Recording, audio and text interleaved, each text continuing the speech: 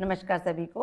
ऋग्वेद की श्रृंखला को आगे बढ़ाते हुए आज हम ऋग्वेद के प्रथम मंडल के सूक्त 168 के बारे में जानेंगे। इसके ऋषि हैं अगस्त्य, मैत्रा, वरुणी, देवता हैं मरुदगण और छंद है जगतीय।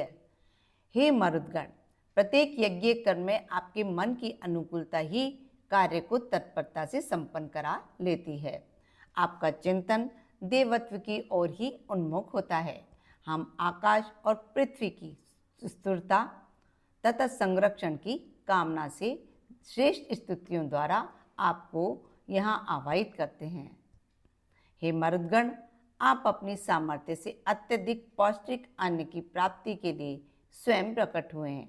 आप जल की लहरों के समान हजारों लोगों द्वारा प्रशंसित हैं।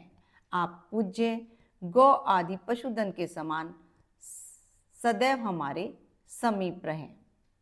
सोमरस पान करने से जिस प्रकार तृप्ति होती है, उसी प्रकार इन मरुदगणों के कंधों पर सुशोभित आयुधों का आश्रय प्राप्त कर सेना प्रसन्न एवं निर्भय होती है।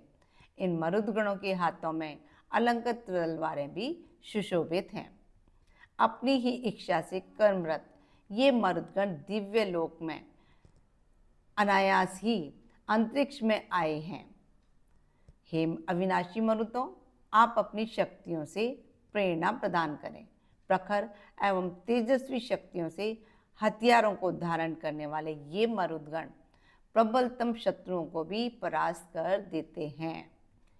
हे आयुधों से सुशोभित वीर मरुदों, आप अन्न वृद्धि के लिए जिल विशेष प्रेरणाएं प्रदान करते हैं। धनुष से छोड़े गए बाण के समान प्रशिक्षित अश्वों के समान आप जीव के साथ स्वतः चलायमान हनु यानी कि ठुड्डी की तरह कौन आपको गतिशील करता है। हे वीर मरुदगण, आप जिस महान तथा असीम अंतरिक्ष से आते हैं, उसका आदि अंत कौन सा है। जब आप सघन बादलों को हिलाते हैं, उस समय वज्र प्रहार से आश्रयहीन होने के समान वे तेजस्वी बादल जलवृष्टि करने लगते हैं। हे वीर मरुदगण, आपके अनुदानों की तरह ही आपकी संपदा भी है। वह सामर्थ्यवान, सुखप्रद, तेज संपन्न, विशिष्ट फलदायक, शत्रुदल संहारक तथा कल्याणकारी है।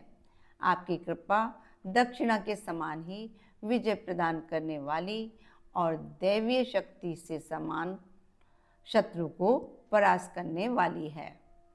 जब इन वीर मरुदगणों के रथ के पहियों से मेघों के गर्जन के समान प्रतिध्वनि सुनाई देती है, तब नदियों के जल प्रवाह में भारी खलबली मच जाती है।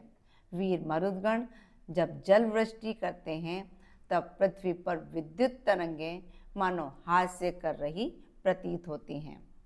मातृभूमि की प्रेरणा से महासंग्राम के लिए गतिशील वीर मरुदों की प्रखर तेजस्वी सेना अस्तित्व में आई। संगठित होकर शत्रुओं पर प्रहार करने वाले इन वीरों ने संग्राम में प्रखर तेजस्विता का परिचय दिया। उसके बाद सभी ने अन्न उत्पादक एवं धारक क्षमताओं को भी चारों ओर फैले हुए अनुभव किया। हे वीर मरुदों, सम्मानीय कवियों द्वारा आपको प्रसन्न करने के लिए उनके द्वारा की गई काव्य रचना आपके निर्मित समर्पित है। ये स्तुतियाँ आपको परिपुष्ट बनाएं, हमें भी अन्न, बल तथा विजय प्राप्त कराएं। ये हुआ सूक्त 168।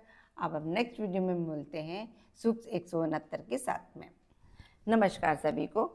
खुश रहें, स्वस्थ रहें, मस्त रहें।